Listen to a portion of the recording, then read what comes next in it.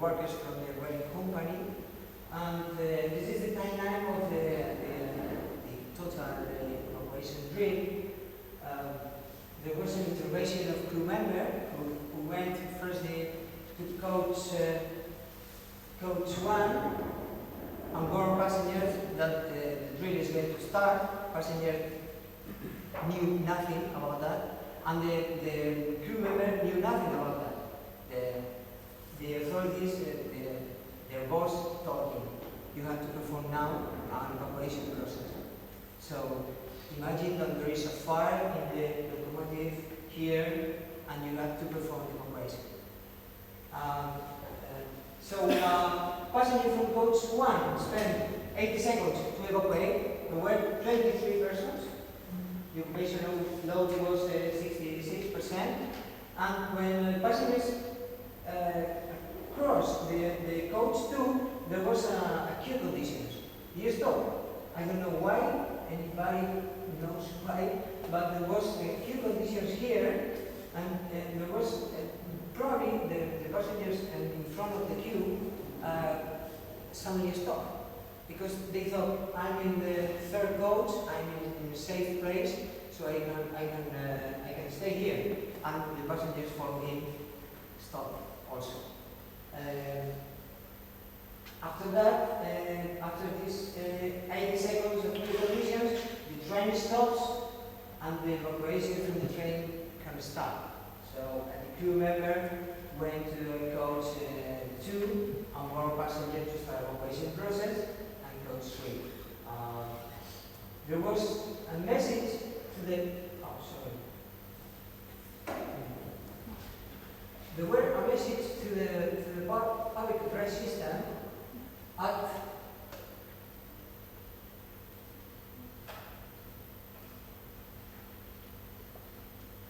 there was a message to the public address system at 2 minutes, 2 and 10 minutes, 2 minutes and 10 seconds.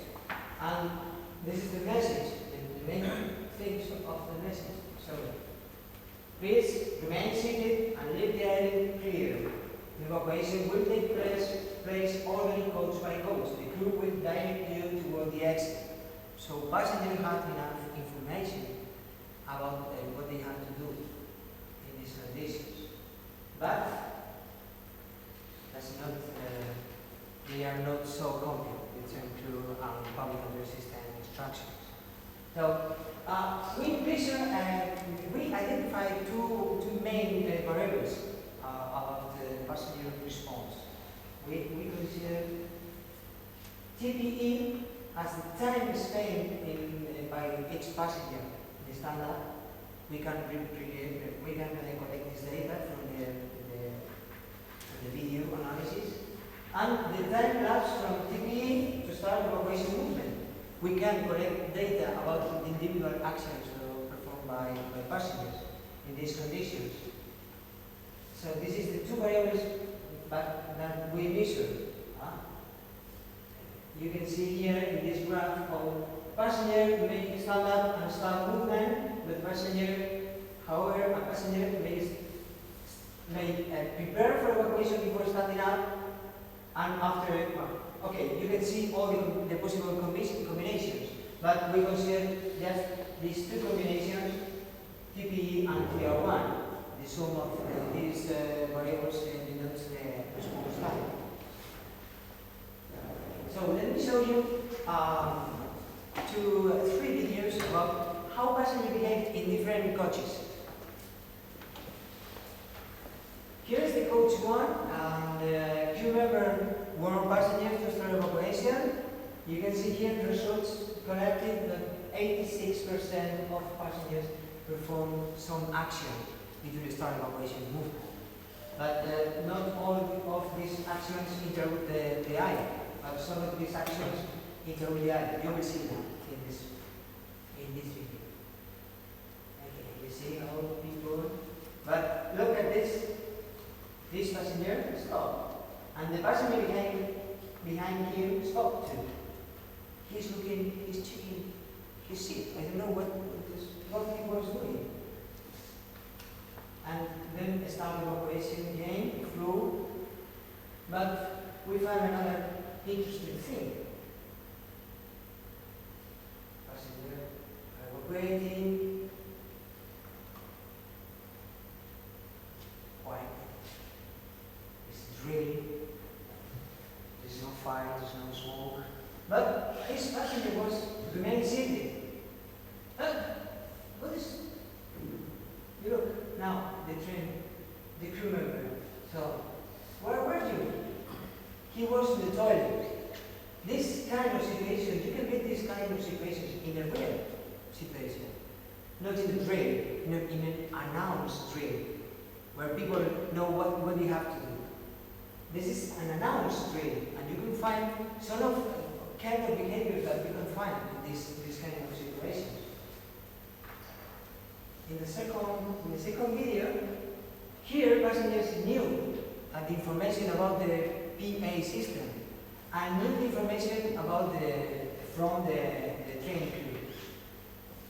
So you can see here how they perform a non-emergency activity. They stand up, take the jacket, put it on. There is no perfect perception of risk, but we can find these kind of behaviors in this kind of environment because you can find several coaches, and it's very important to perform an effective evacuation from one coach to the next coach.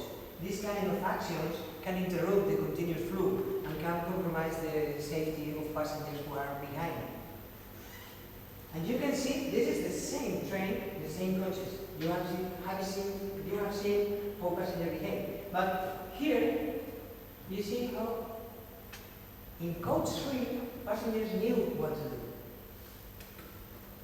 They start evacuation movement without undertake another action because they have been prepared for evacuation. They knew what they have to do.